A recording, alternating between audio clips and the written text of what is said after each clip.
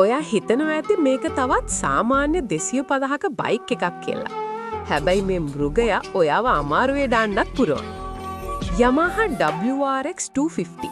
එහෙමත් නැත්නම් WR250X කියන්නේ නිකම්ම බයික් එකක් නෙවෙයි. මේකේ තියෙන්නේ high performance 250cc එන්ජින් එකක්.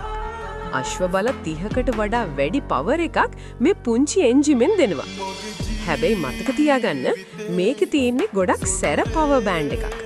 ආධුනිකයෙක්ට මේක පාලනය කරන එක ලේසි වෙන්න නැහැ. විශේෂයෙන් වීල් එකක් වදින්න තියෙන ඉඩකඩ මේකේ වැඩි. අනිත් වැදගත්ම දේ තමයි මේකේ නඩත්තුව. මේ බයික් එක හරි වෙලාවට සර්විස් නොවුනොත් ඔයාගේ පර්ස් එක හිස් වෙනකම්ම රිපෙයාර් වෙන්න පුළුවන්.